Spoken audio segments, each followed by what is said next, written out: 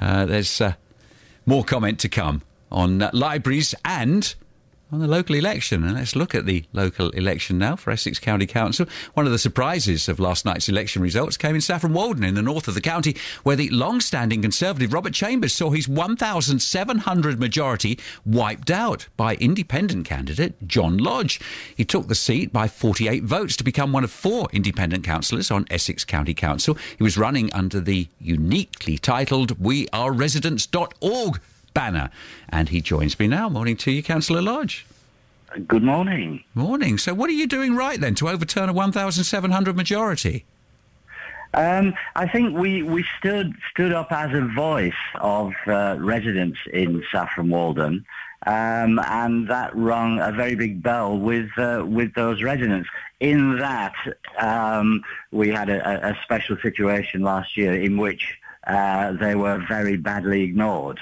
What was that? Tell the rest of the county a bit about that.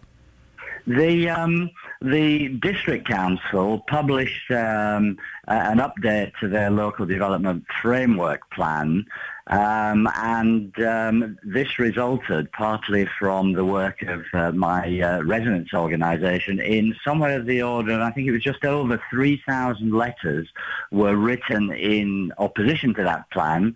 And I also believe that there were just 39 in favour. So by a 99% majority, the residents of Saffron Walden said, we really do not like this plan. In one iteration after that on the plan, there was almost no change. In fact, I think there was a tiny increase in the amount of unsustainable development that they proposed.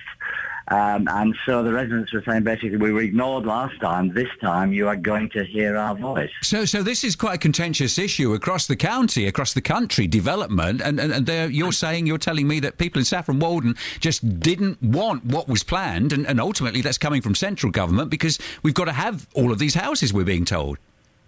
We have to have the houses, but there again, one of the central government's main point is that the developments have to be sustainable, and that is the key word.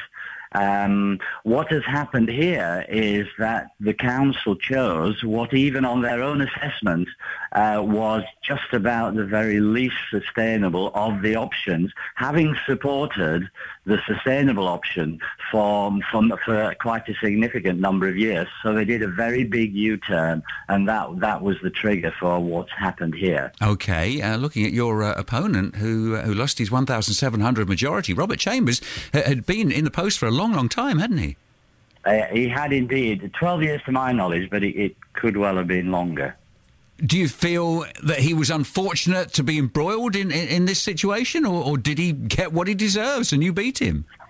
No, I wouldn't say that. I think there were quite a significant combination of events which came together. I'm not going to say that it was our campaign which on its own turned this around.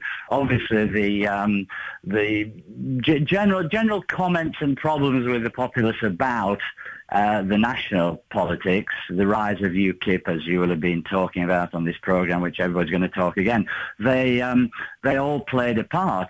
But one thing that I was putting forward was I said that I wanted to take big party politics out of local politics, and I felt that this was what residents really want, and the whole phrase of government by the people for the people seems to have rung the bell here. Well, many people might agree with that theory and love the idea, but will you be a lone voice in the council chamber? So whilst you can stand up and have been counted locally by the people, once you get into the chamber, will you be heard?